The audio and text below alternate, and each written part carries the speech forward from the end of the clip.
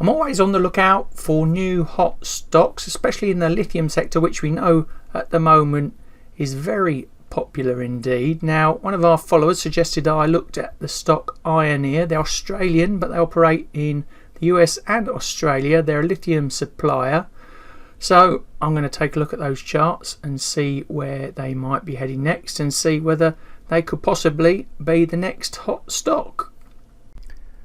So onto the weekly line chart, and the big takeaway is the trend up from the middle of 2020 up nearly 1,000% at one point in early 22 before pulling off, bouncing back again. You see that purple trend line, using that as support as it's bounced, so potentially got a bit more of a pullback down into the sort of 0.6 area. Now I've also drawn on that yellow box line, which also could act as sort of a support zone, because we can see back in 2018 and in 2021 where the price bounced from there. I've introduced also something called the probability calculator onto the chart here, and that's giving us a 58.9% chance of a down move and a 41.1% of an up move. So sort of in no man's land, or maybe suggesting there's a bit more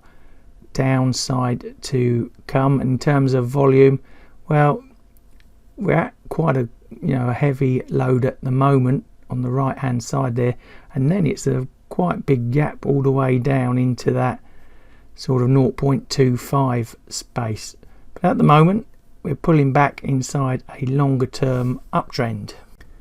On the 4-line break chart then, it's a couple of downside numbers if you're looking for the reversal points in. Very useful chart type for finding those. 0.585 and 0.58 potential shorter term, more aggressive numbers in, like I say, to take a short trade.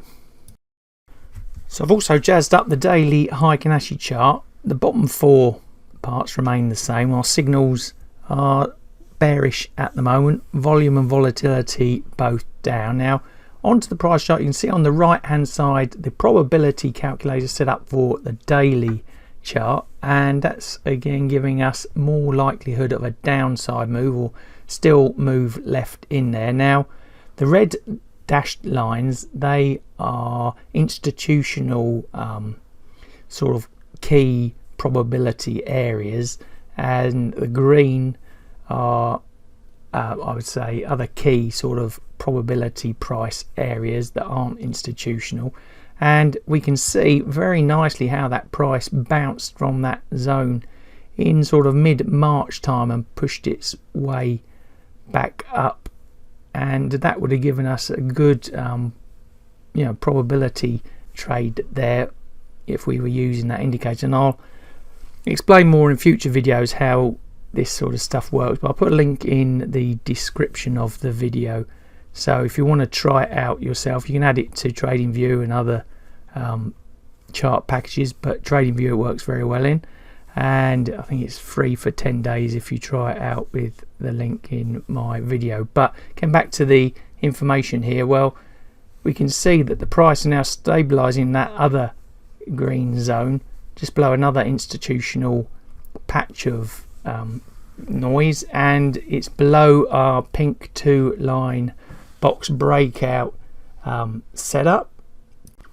giving us a sell signal there. But the trend really, I've put the 2 standard deviation regression bands on that now shaded sort of the white pink colors.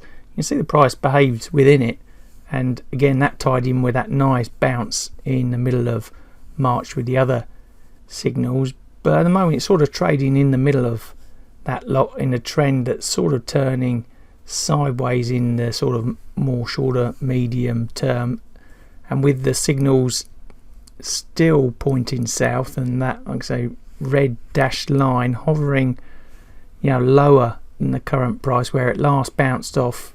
If it goes through the green zone there down, we could see a move down to those sort of numbers around the sort of 0.4-ish sort of area. But at the moment it's looking a bit boring, bit sideways. Like I say, low volume, not too much to get excited about at the moment there.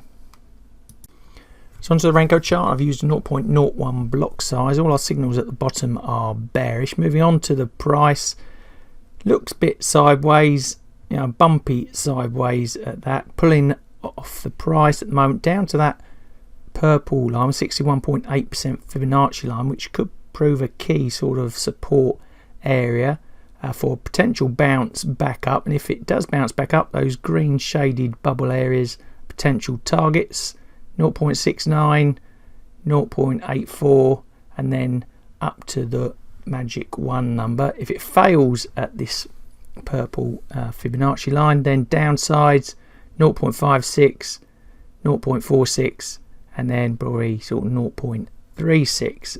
So at the moment it's looking weak bearish over the last few weeks in a sort of more neutral sideways moving market. So let's score up IONEER then. I'm going to give them neutral based off the technicals at this moment in time. Top right, couple of bearish numbers for you if you're looking for those reversals on the 4-line break chart. Heikin-Ashi a bit more neutral than the Renko chart, which is a bit more of a mixed bag. And targets to the upside 1.85 and 4.7 to 1, to the downside 2.33 and 3.8 to 1. But like I said, at the moment, based purely on the technicals, it's looking neutral. Personally, I like the longer term look of IONEER, especially if you start to add in the fundamentals and where the lithium market is going. But based purely off the technicals at the moment, it's one that I would sit on the sidelines until those indicators help me time in for the optimal trade. Now let me know what you think in those comments below, where IONEER could be heading next. If you want to discuss in even more detail, why not join us in our Traders Club, free on Discord for anyone to join.